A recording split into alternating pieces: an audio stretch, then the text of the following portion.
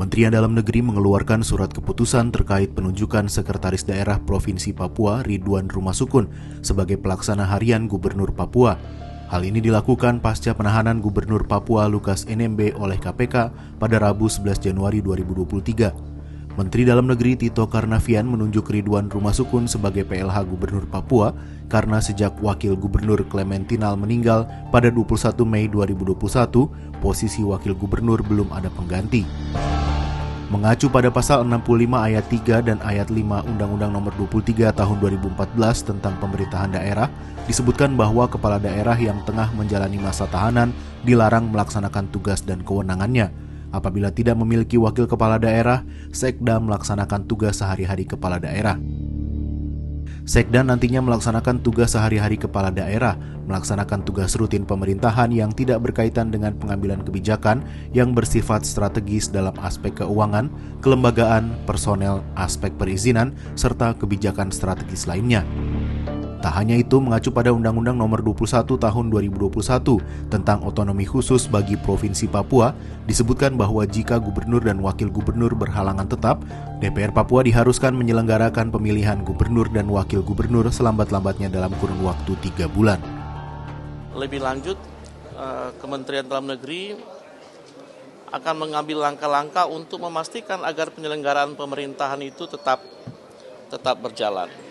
Nah, kita merujuk kepada Undang-Undang Nomor 23 Tahun 2014 tentang pemerintahan daerah, di mana pada pasal 65 ayat 3 dan ayat 5 itu dinyatakan bahwa jika kepala daerah dalam posisi ditahan dan tidak bisa melaksanakan tugas dan kewenangannya, dan ditambah pada pasal 5 itu dijelaskan lagi bahwa wakil kepala daerah juga tidak ada, maka sekretaris daerah akan melaksanakan tugas sehari-hari sebagai kepala daerah.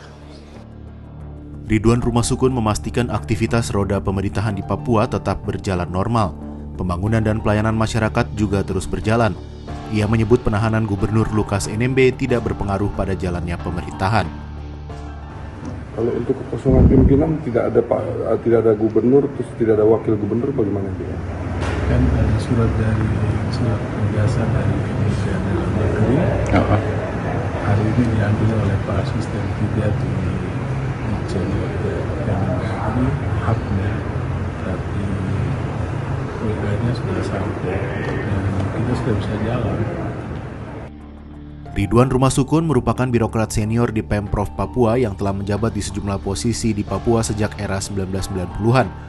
Jabatan pertama yang diemban adalah Kasubag Tata Usaha Rumah Sakit Jiwa AB Pura. Karir Ridwan melonjak hingga ditunjuk sebagai Asisten Bidang Umum Setda Provinsi Papua pada 2019. Ridwan Rumasukun sempat terseret dalam kegaduhan posisi Sekda Papua pada 2020-2021. Saat itu Gubernur Papua Lukas NMB bersitegang dengan pemerintah pusat dalam menentukan Sekda Papua.